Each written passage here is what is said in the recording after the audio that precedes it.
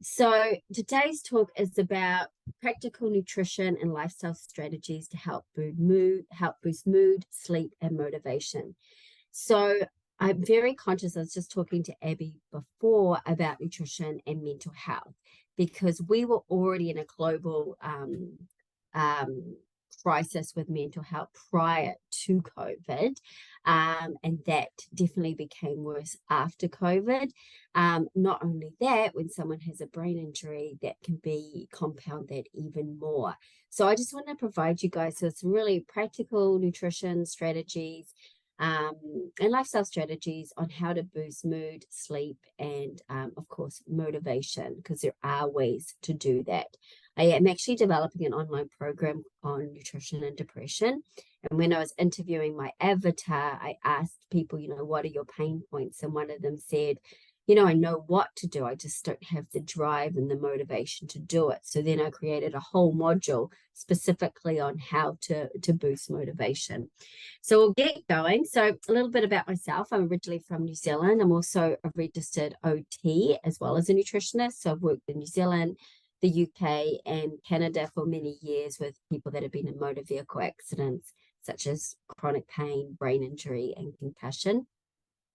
So I founded Career Nutrition back in 2012, and from there we've grown. So we have registered dietitians, nutritionists, three naturopath doctors, a homeopath, and we recently brought on board an eating psychology coach. So we cover a large geographical area, and I presented on various topics on nutrition and brain injury and spinal cord injury in Canada and also the States. So what's on the agenda today? I want to talk specifically around depression and our happy neurotransmitter serotonin.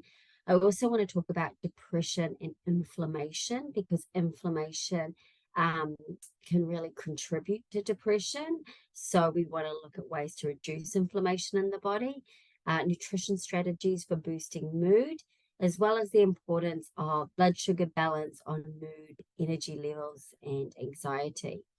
And then we're going to explore nutrition and wellness strategies for better sleep, and also nutrition and wellness strategies for how to boost motivation.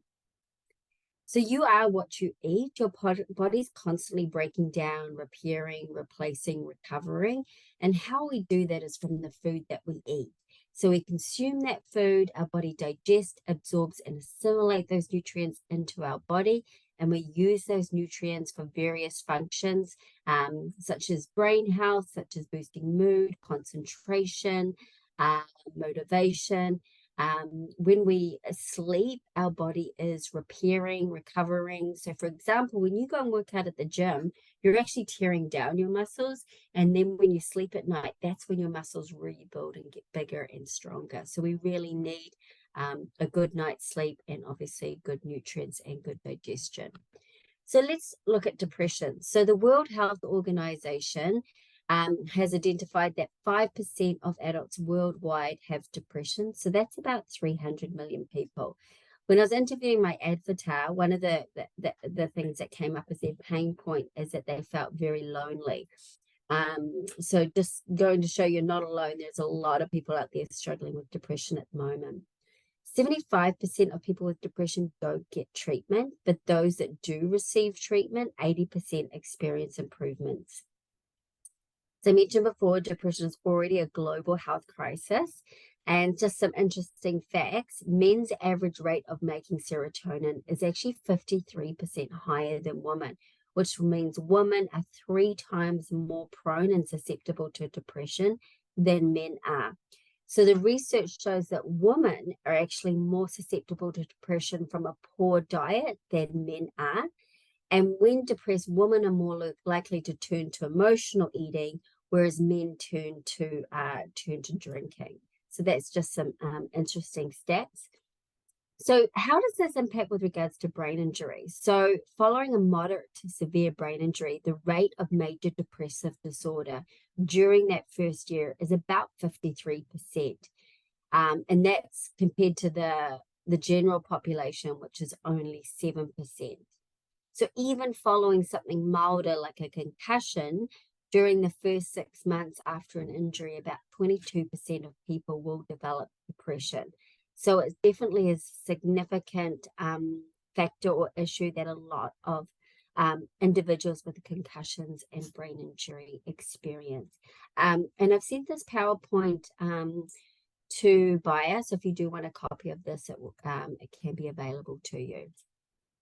So when I was putting my information together, because I am developing this online program on nutrition and depression, I just found like I'd go out with my girlfriends and half their daughters were on antidepressants or anti-anxiety medication, other friends, family. It's just such a big issue. And one of the issues that I was seeing was antidepressants. So I actually have done a whole module on antidepressants. And it's interesting what the research is saying. So antidepressants only have about a 50% success rate.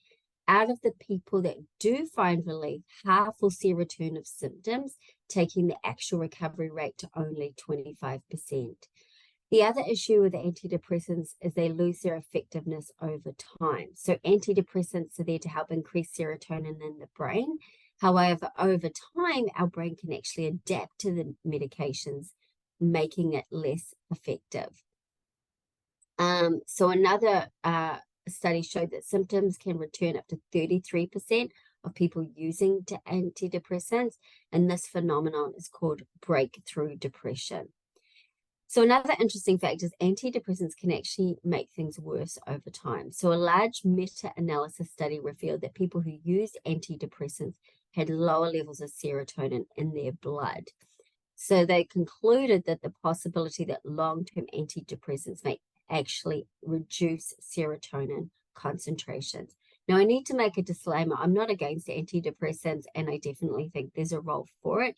Can really help people, but there's a number of other things that we need to look at when we struggle with depression that might be helpful to do and take in conjunction with an antidepressant to improve their effectiveness.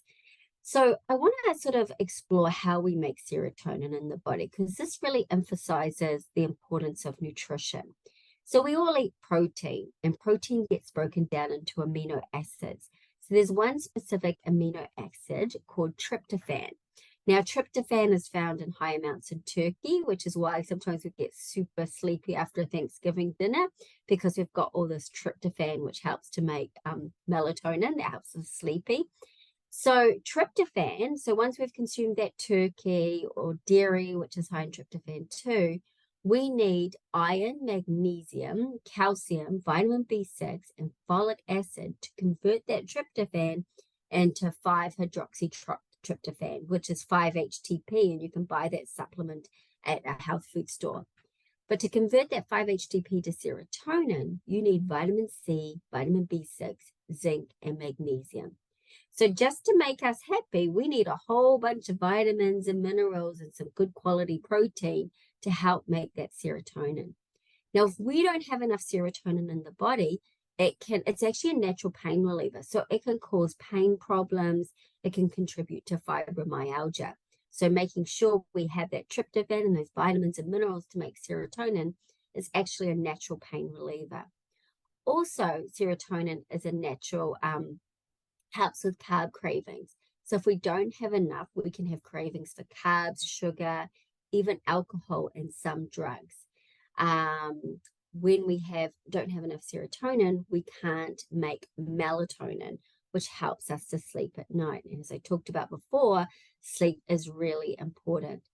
So as you can see from this diagram, serotonin plays a big role, and so does various amounts of vitamins and minerals. So let's have a look specifically at the power of certain vitamins and minerals on mood. So big ones for mood is your vitamin B6, B12, D, vitamin C, zinc, magnesium, and folic acid. So a lot of them you saw in the previous slide help to convert to serotonin. So research shows that poor folic acid intake is found in up to 38% of people with depression. And males that had the lowest amount of folate levels in the blood had the greatest risk of depression. B12 status is associated with better treatment outcomes. So supplementing B12 in conjunction with the antidepressant has been shown to significantly improve depression. 14 studies, 31,000 participants showed that the lower the vitamin D level, the greater the chance of depression. And supplementing with 25 milligrams of zinc improved recovery in people with depression that did not respond to antidepressants. And magnesium has been shown to be comparable to prescription SSRIs for some individuals that were not seeing any improvements with their antidepressants.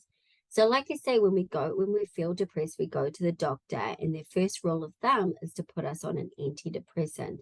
But it might be good to ask to get some blood work done to see, hey, is my B6 low? Is my vitamin D low? Am I not getting enough magnesium? Because these could all be contributing factors to low mood.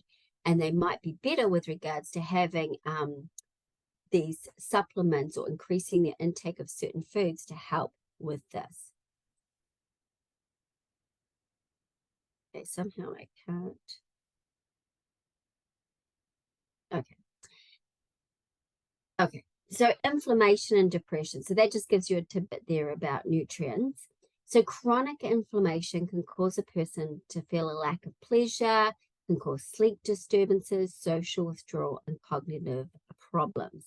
So inflammation, we all need inflammation. We have an acute injury, right? We need that inflammation to help get nutrients and oxygen to the area.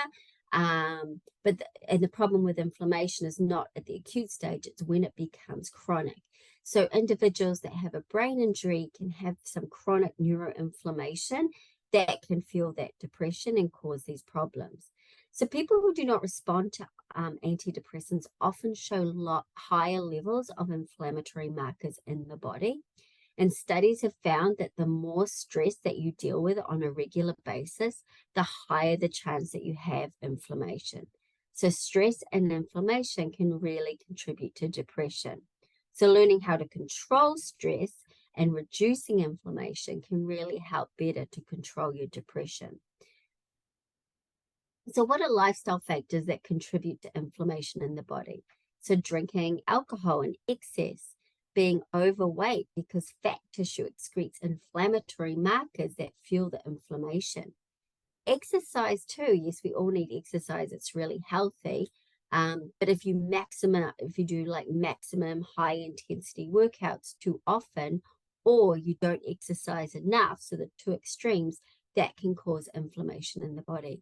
So we mentioned chronic stress, smoking, and a poor diet. So like consuming junk food, refined grains. So that's your white bread, your white pasta, your white rice, your pastries, and all your baked goods. So cytokines are the chemical messages that regulate inflammation. And sometimes you'll go to the doctor and they'll do blood work. So another inflammatory marker is C-reactive protein that they test for, that tests inflammation. So these cytokines in our body are heavily influenced by diet. So consuming certain foods can help reduce that inflammation and reduce the cytokine levels, while others can raise the inflammation and raise those cytokine levels. So obviously all the food here is going to raise inflammation and raise those cytokine levels in the body and in the brain. So I was fortunate to be part of a study at Brock University, and it was for individuals with spinal cord injury. So spinal cord injury, the same as brain injury, have chronic neuroinflammation. So what the study looked at is putting on individuals on an anti-inflammatory diet over a 3-month period. And they looked at measuring cytokine levels pre, middle, and post 3 months, and how that in turn, those cytokine levels, how that in turn impacted pain, depression, and sleep. So now there's a number of different anti-inflammatory diets out there, like the Mediterranean diet is very anti-inflammatory. The diet that we put these participants in was no dairy, no gluten, no processed foods, refined grains, or sugars, because a lot of people have a hard time processing the protein, gluten, and the casein in dairy. So we also put them on supplements. So we put them on an antioxidant formula. We put them on a curcumin supplement. So curcumin is the active component of turmeric. There's actually a lot of studies around curcumin and concussion and brain injury. So we put them on that. We put them on a high omega-3 fish oil, because omega-3 is very anti-inflammatory. It also helps to support mood and memory. And we put them on vegetarian protein powder. So the Progressive brand, so that has like a multivitamin, it has cruciferous vegetables, it has sea vegetables. So it's really like a full gamut of nutrients and compounds. So after the study, after 3 months, they tested the blood, and the cytokine levels in the blood reduced by 28%. And this is really cool. Depression scores reduced by 55% in 3 months compared to 48% in SSRIs, and it took half the time for people to see the benefit. Pain scores significantly reduced by 39%, and people experienced a weight loss between 10 to 30 pounds. So what this shows is that reducing inflammation through diet and supplements can help reduce pain, depression, facilitate weight loss. And there was a bunch of other things too. So sleep, skin health, digestion. I mean, these things were more anecdotally collected, but it wasn't actually recorded. So as I mentioned before, another anti-inflammatory diet is the Mediterranean diet. So this is one of the most researched diets out there. Very good for heart health. Any diets that are good for heart health are good for brain health. They all need the same kind of nutrients. Now, the Mediterranean diet does have gluten and dairy. It has tzatziki, Greek yogurt, feta cheese, has whole grains. So even people that followed a Mediterranean diet had a 33% less chance of developing depression than those who did not.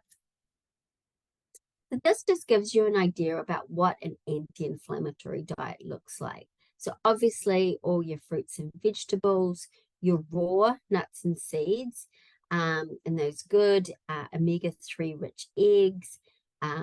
Yes, there's a little bit of red wine there and dark chocolate. Green tea, very good fat burning properties. I like green tea because it's got a little bit of caffeine to give you a kick, but it has the amino acid L-theanine in it, which has a calming effect. So a long time ago, I switched out coffee for my green tea in the morning. And obviously flavoring your foods with spices and fresh herbs as opposed to sauces, because sauces can be loaded with sugars, artificial colorings and flavorings.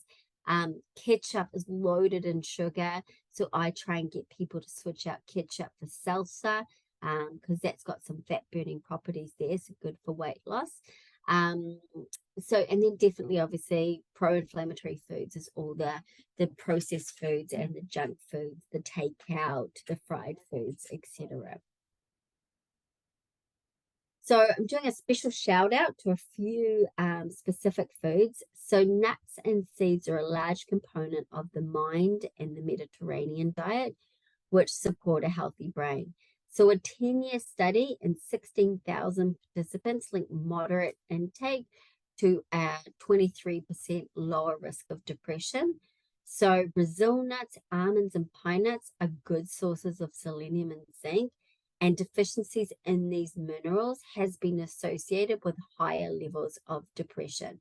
I love nuts and seeds because if we're super busy, we're tired, we don't have time to prepare snacks, you could just make some little trail mix bags and pop them in your handbag when you're in the car, going places or out to appointments. I like to put some stevia sweetened chocolate chips in there as well, just to give it a little something sweet. But Brazil nuts are great, especially for thyroid function, because they are super high in selenium. So sometimes when you work with naturopath doctors and you have low thyroid, they will recommend to have 5 Brazil nuts a day to get that selenium dose. Another special shout out is berries. I love berries because if people have a sweet tooth and they love candies and stuff, this might be a great alternative when they're trying to get off their sugar. The thing about berries is they're really high in the antioxidant anthocyanidins. They're also very high in fiber, so really support blood sugar balance and a healthy gut microbiome. So studies shows that individuals that followed a diet rich in anthocyanidins, such as berries, had a 39% lower risk of developing depression symptoms. Another study showed that blueberries, strawberries, blackberries, and raspberries may actually block the chemicals that cause depression. Obviously, berries too help to lower inflammation in the body. And like I said, really good for blood sugar balance, which is important because when our blood sugars drop, that can impact our mood as well. Another special shout out is olive oil. So one study of 12,000 people showed that participants with an olive oil consumption higher than 20 grams a day, so that's 1.5 tablespoons, had a 30% lower risk of depression than those that did not consume olive oil or just at very low amounts. Now, okay, you have to be careful with olive oil because it is better to have raw. If you are going to cook with olive oil, you definitely need to be doing it low heats. Olive oil does not do well at high heats. It causes the good fats to become rancid. So if you're cooking at high heat, you want to be using avocado oil or coconut oil. So olive oil, put that on your salads, put that on your chicken. And just if you are cooking, you're only using it at a very low heat. So other nutrition strategies, so this is just a summary, nutrition strategies for addressing depression. So definitely explore more anti-inflammatory foods or following like an anti-inflammatory diet or Mediterranean style diet. You may want to look at getting your blood work checked to see if you are deficient in vitamin B6, B12, D, C, zinc, magnesium, and folic acid, because you may need to supplement that, and that might be something that's really missing if mood is an issue for you. Now, definitely with some of these, there are costs involved. I mean, vitamin D, there's definitely a cost for that, but I think a lot of people are vitamin D deficient, and I do have a stat with traumatic brain injury, and it's a lot higher than the average population for vitamin D deficiency and brain injury. I just can't remember the stat off the top of my head. Definitely take an omega-3 fish oil and really look at those mood boosting foods such as avocado, salmon, walnuts, turmeric. Now, if you are going to cook with turmeric in your rice and stuff, it's best to add a bit of black pepper because that increases the absorption rate of the curcumin, the active component in turmeric that does all the wonderful things, by 2,000%. So always marry turmeric and black pepper together. Don't know if you guys have ever heard of like golden milk lattes, which is like coconut milk with turmeric and maybe some maple syrup. Definitely want to throw a little bit of pepper in there to just activate that curcumin as well. Dark leafy greens, very good for brain health and depression. Berries, dark chocolate, raw nuts and seeds, and of course, olive oil. So that's just like a little bit of a summary. There's so much more you can do with depression, but this is just like a little taste. Excuse the pun. Okay, so now I want to talk about blood sugar balance. I think this is huge for everyone, people with brain injury, people without brain injury, because we tend to follow the Western diet or the standard American diet. And standard American diet is abbreviated for SAD, and that's just what it is. It's really high in those refined grains, those hidden sugars. So it really can compound blood sugar balance. So what causes unstable blood sugars? So skipping meals. We're all super busy. We're all rushing here and there and everywhere. So it's very easy to miss meals or go long periods of time without eating.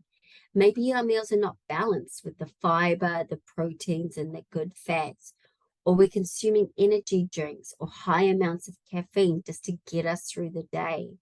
So I mentioned before, consuming those refined grains, the white pasta, the white rice, and all those baked goods, and consuming foods and beverages high in sugar. So definitely we tend to get a lot of our sugar from our beverages. So we just need to be mindful, because sometimes when I do computerized analysis with my clients' food journal, definitely I see a lot of time the sugar's coming from the drinks. I mean, 1 can of Coke is 10 teaspoons of sugar. So let's have a look at how blood sugar balance works in the body. So on this top one here, you have a normal blood sugar like bar here. Now, if you start your day with a sugar-loaded cereal, or you just have a coffee, or you grab a bagel, it's going to spike blood sugars, and your blood sugars are going to go above that normal green line. And when all that blood sugar is released, your pancreas produces insulin to help get that glucose into the cell. So basically, insulin goes knocking on the cell and goes, "Excuse me, can you let glucose in?" The cell opens up and lets glucose in. But the insulin keeps knocking, and it's like, we're already full. We've already got too much glucose. That excess glucose and sugar that's going around the blood gets stored and packaged as fat, making us bigger. So it increases fat storage. When our blood sugars are high, we get mood swings and brain fog. And of course, what comes up must come crashing down. We go below that normal green line. And we're not going to be wanting to go for the carrots and hummus. So we're going to want to go for the donut or some cookies or something. So we're going to have those cravings, and we're going to have fatigue and brain fog. So we're looking for something quick to get our blood sugars back up again.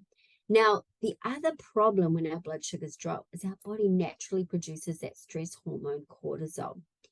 Now, a lot of people were pretty stressed out already, right? And then you have this extra cortisol being produced from unbalanced blood sugars. Now, if we have too much cortisol in the body, that can be responsible for that nice tire around our waist. Excess cortisol can give us headaches and can also cause muscle and bone to break down. So if you sustained your brain injury, like with a car accident, and you have soft tissue injuries or fractures, that cortisol might also be impacting the healing recovery of those soft tissue injuries and bone health. Cortisol interferes with production of neurotransmitters as well. So for any of us, when we're stressed, it's harder for us to think clearly, to concentrate, and that's because of cortisol. And because we're grabbing like those cookies, because our blood sugars are dropped, we basically have this yo-yo pattern throughout the day. And that will cause problems at night with sleeping as well.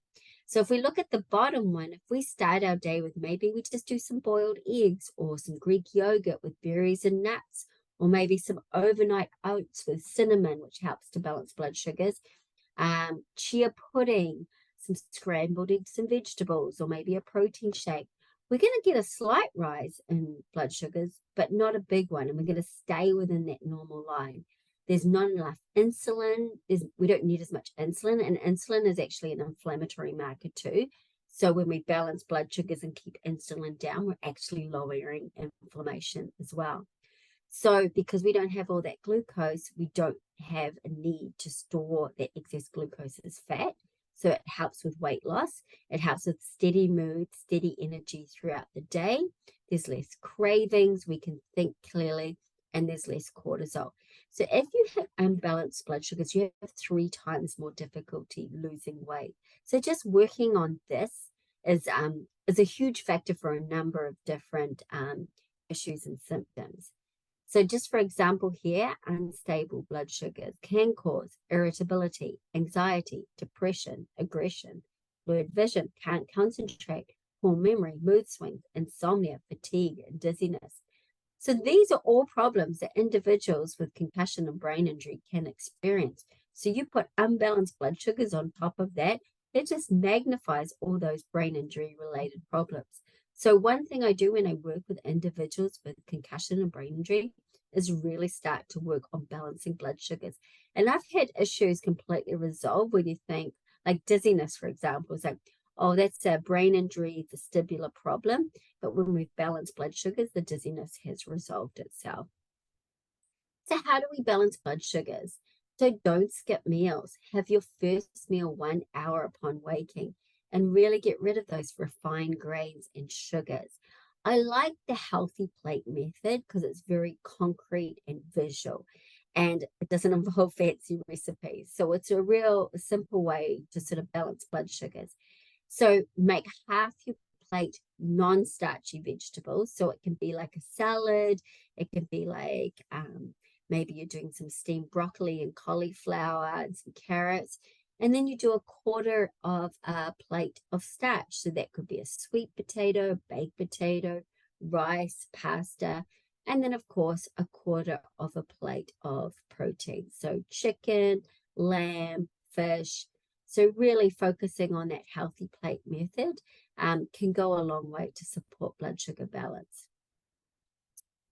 So when I work with my clients, I always start with breakfast first because that is a great way to set the blood sugar tone for the rest of the day. I like protein shakes because they're quick and easy, and you can hide a lot of stuff in there that you wouldn't normally eat. So, I had one client where I was like trying to get him to increase vegetables. And I said, like, put spinach in your smoothies. Like, there's no way I'm putting that crap in my drink. And then he spoke to his mum and said, Mum, can you put spinach in my smoothie? And she said, I've been putting spinach in your smoothie for the last like couple of months and you haven't noticed. So it is amazing what you can hide in protein shakes to really get that added nutrient boost. So you could be putting things in like milled flax seeds and chia seeds, which all have those good fats, good fiber to support brain health and blood sugar balance. Overnight oats is great because you can get little jars from the dollar store and make like a combination of like steel cut oats with maybe some Greek yogurt, some chia seeds, and some fruits and nuts. And you can store them in your fridge so it's a quick grab and go snack, breakfast, or lunch. Chia pudding, very similar, just chia seeds, almond milk, and a bit of vanilla essence. They just put them in the fridge and set, and it's a quick, good, balanced breakfast. Doing your eggs with vegetables, maybe do some sauteed mushrooms and spinach with maybe some goat cheese. If you're not that hungry in the morning, maybe just do a couple of boiled eggs. You can boil eggs and they can store in the fridge for 5 days. So again, do a little bit of batch cooking or preparing in the beginning, and then you don't need to do it every day. And you don't have to have a traditional breakfast. You could do like soup or bone broth. You could do smoked salmon and half an avocado.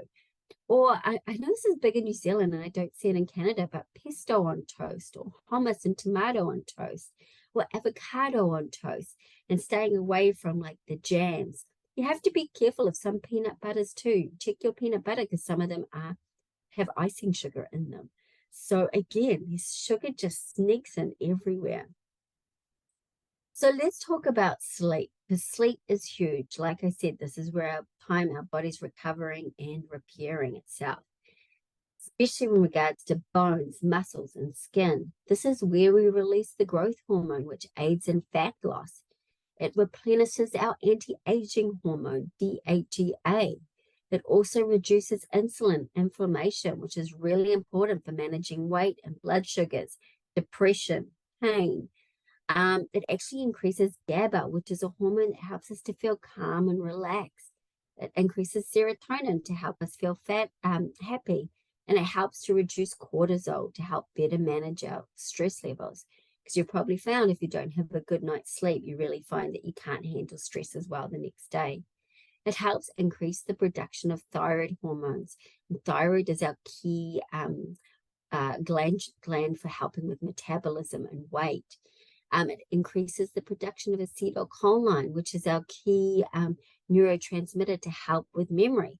Again, if we don't have a good night's sleep, it's hard for us to remember as well the next day. It helps lower blood pressure, and it really helps to improve memory by consolidating new information that has been learned that day. So poor sleep can increase the risk of obesity by 89% in children and 55% in adults. So the problem I find with sleep now is that because of the light that we get from the TV screens, from our phones, and we've become quite addicted to TikToks and Facebook Reels and all that. I refuse to get TikTok because I know you can lose 3 hours of your life, but now I'm addicted to Facebook Reels instead.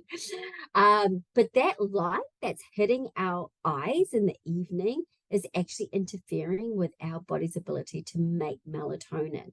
So that's why so many people have problems sleeping now, is because we have all this artificial light coming in. And by the absence of light, we can produce melatonin.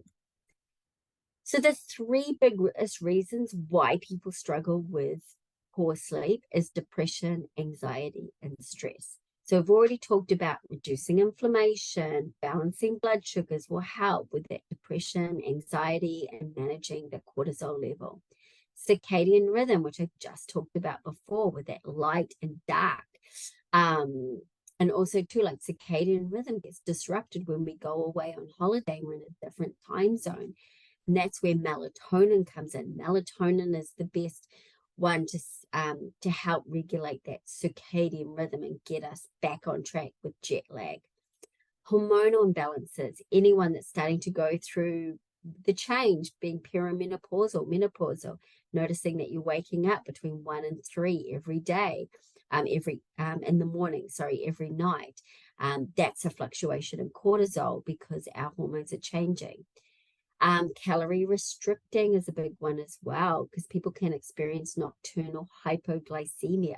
They haven't eaten enough during the day, blood sugars drop, our body naturally produces cortisol to sort of wake us up and say, hey, feed me. Food allergies and sensitivities, blood sugar balances, being overweight, medications, and of course, certain nutrient deficiencies as well. And again, it goes back to that chart I showed you earlier about making serotonin, which then gets converted to melatonin. So what can we do to support a better sleep? So we want to switch out the spicy foods. So avoid spicy flavorings and those sugar-loaded sauces. So research shows that people that eat spicy food at night spent less time in both the light phase of sleep, known as stage 2, and the deep slow wave stages of 3 and 4, all of which meant they experienced less sleep overall and took longer to drift up. So as I mentioned before, flavoring your evening herbs with sleep-friendly herbs. So parsley, dill, sage, basil, there's that turmeric again, garlic and nutmeg, all can really help to sort of calm us down and relax and help us get to sleep. Try to avoid heavy meals at night, especially if they are high in fat. So a heavy meal or a fatty snack right before bed can cause discomfort and indigestion. This in turn can affect your sleep, causing you to wake up several times during the night. Studies have shown that eating a large meal close to bedtime may make it harder to fall asleep. Now, I do say things like dairy is high in tryptophan, or banana is a good nighttime bedtime snack. It's interesting because food allergies can come into play. I had one client that she gave up dairy when we worked together, and her nightmares resolved. When she brought dairy back into her diet, the nightmares came back up again. So there was definitely a relationship there with her nightmares and her issues with dairy. So you want to get enough fiber through whole foods such as fruits, vegetables, and whole grains. Research shows that people who fill up on fiber spend more time in deep sleep, that's when your body's repairing itself, than those that get less fiber and consume more saturated fat and more sugar, which results in waking up more often during the night. So you want to avoid alcohol. So sometimes people go, I'm just going to have that glass of red wine at night just to help me relax, take the edge off, and go to sleep. But alcohol is known to cause or increase the symptoms of sleep apnea, snoring, and disrupted sleep patterns. What alcohol also does, it interferes with nighttime melatonin production, which plays a key role in your body's circadian rhythm. Alcohol consumption at night can actually decrease the natural nighttime elevations in the human growth hormone, which also plays a key role in your circadian rhythm, as well as many other key functions. So just be mindful that you think you might having that red wine or that drink at night to sort of help sleep is probably doing the opposite. So you want to be mindful of MSG food products. So MSG is monosodium glutamate, and it's a common food additive that is added, to food to help increase its taste. But this is also known to cause insomnia. So glutamate is an amino acid that's very stimulating to the brain, and that can actually help keep people awake. So foods that are high in MSG is pre-made salad dressings and gravings, chips like Doritos and chip dips, pre-made soups, broths and stocks, the frozen meals and pizza, your ramen, your instant noodles, and your Pringles and processed cheeses. So the problem is a lot of children's snacks have a lot of MSG in it. And again, with children that have sort of behavioral issues and things like that, might be sensitive to that MSG that they're consuming. So avoid blue light. So this is what I was mentioning before. Our sleep cycles have become completely disrupted with our use of computers, phones, TVs, and iPads. In light, we make serotonin. In the absence of light, our body makes melatonin. So what I suggest you do if you are someone that likes to watch TV, iPad, phone at night, get some of the blue blocking glasses, which you can just attach to your own glasses, or you can get the glasses just like that. So that would be really helpful with avoiding that blue light, which is the problem with making melatonin.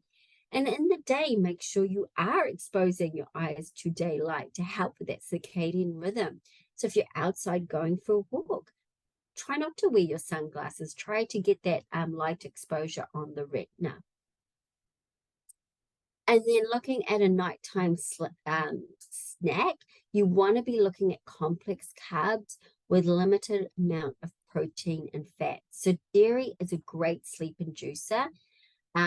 Your brain can use the tryptophan and calcium from it to help make melatonin. So you want to keep your snack less than 200 calories and eat it between 1.5 hours before bed.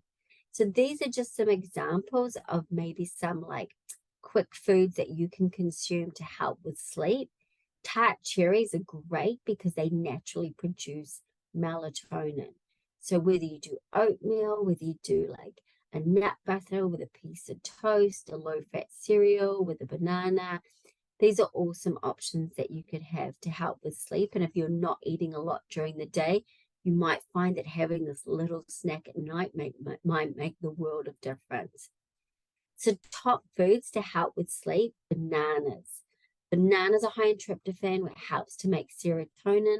It also contains magnesium and potassium, which are natural muscle relaxants. So I mentioned before, tart cherries increase melatonin production. Oats are great as well. They stimulate the release of serotonin to help with restorative sleep. And almonds are good too. They're rich in magnesium. They help as a natural nervous system and muscle system relaxant as well.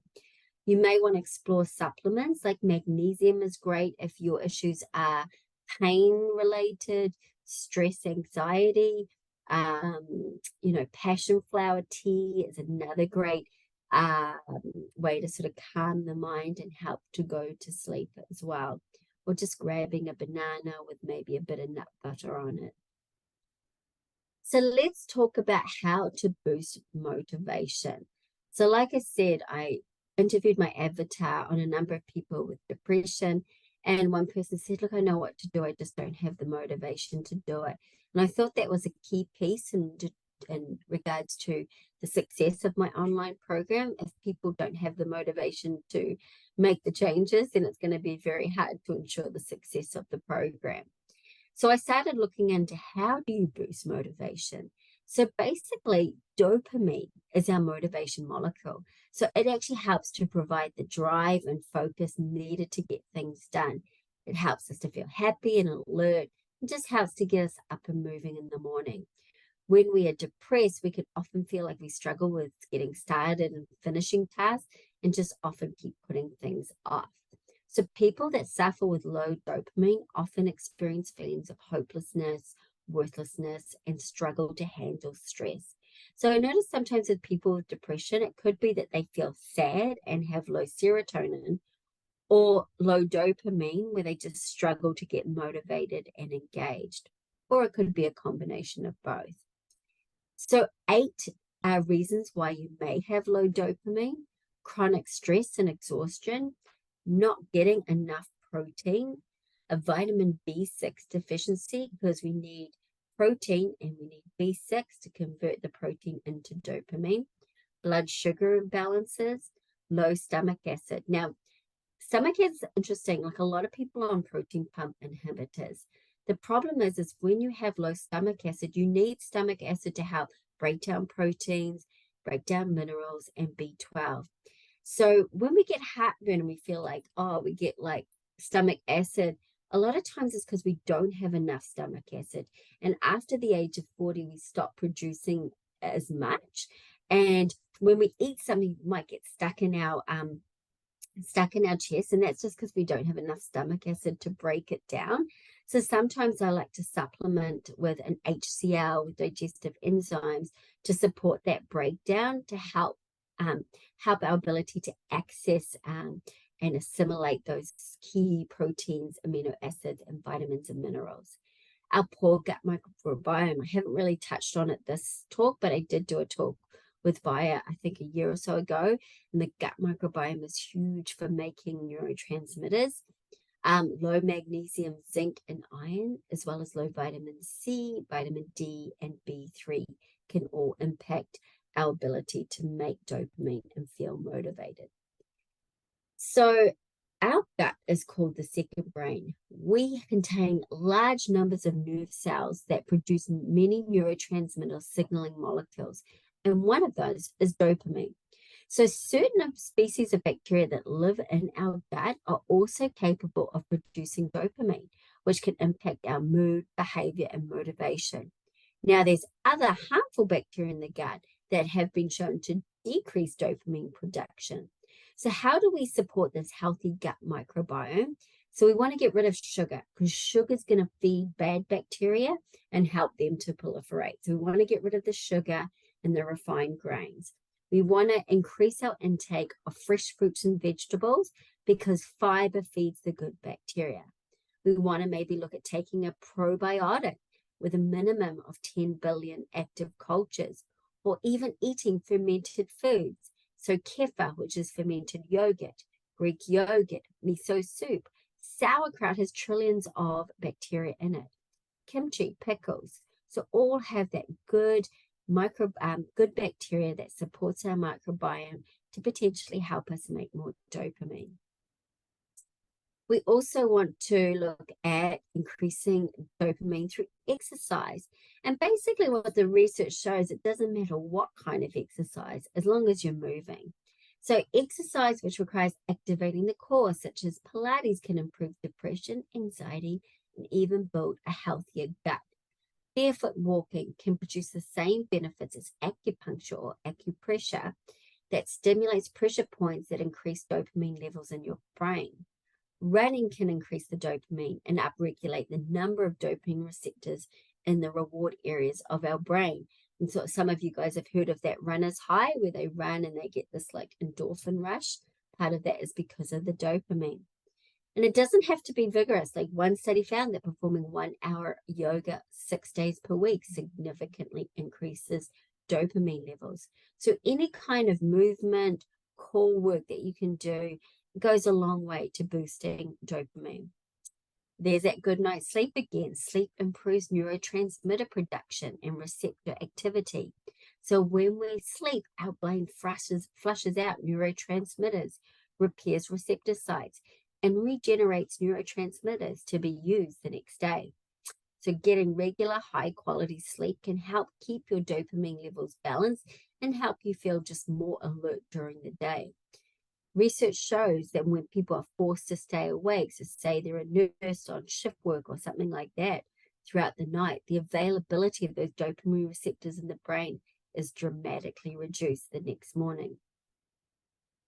See, I like some of these strategies because if you have low motivation, it's hard to think of like, okay, going for a run, but listening to music doesn't take a lot of motivation to listen to music, right? So research shows that listening to instrumental music can help increase dopamine levels. This is specifically around instrumental music, not so much listening to like people singing.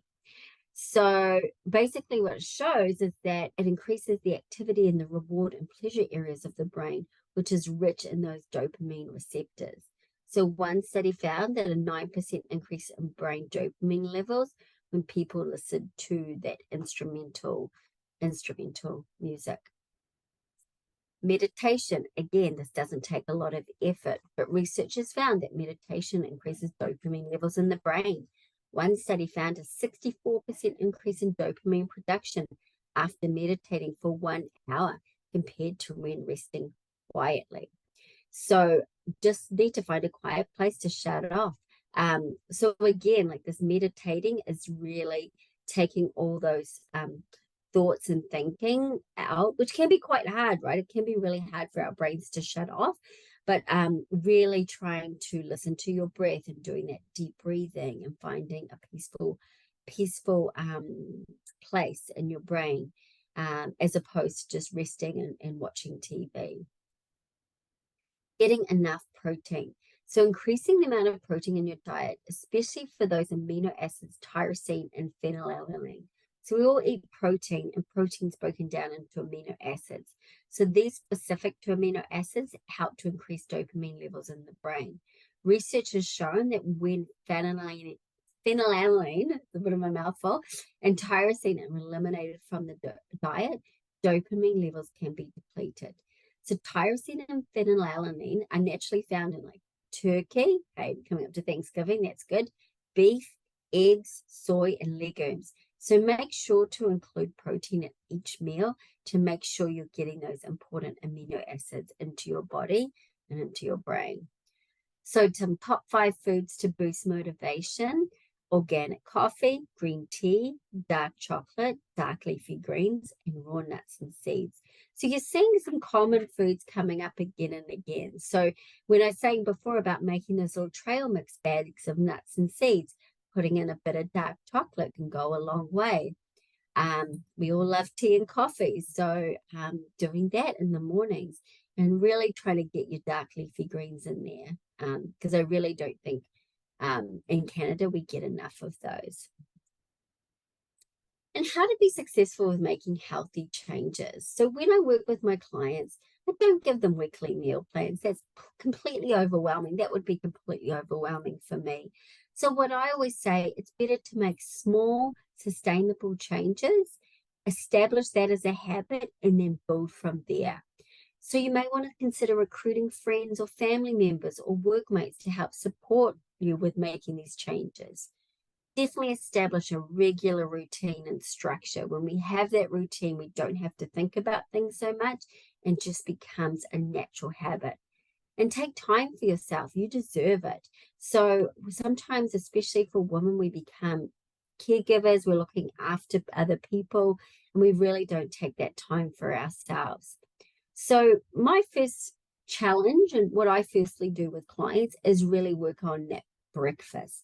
So supporting that breakfast to help balance those blood sugars, get that good protein in there, like some eggs to help make dopamine, get some fruits and vegetables in there that will set the stage for better energy, better mood throughout the day. You're going to be able to sleep better at night, focus better, and just will set like better eating patterns. So that would be my challenge for you, is to really focus on a healthy breakfast. So again, I've listed out some options here. And again, I put here leftover dinner too, because you don't need to have a traditional breakfast. So remember, the success is the sum of small efforts repeated day in and day out. Pick one thing you want to change about your diet that maybe you've learned from this talk today, implement it, and then from there, add something else.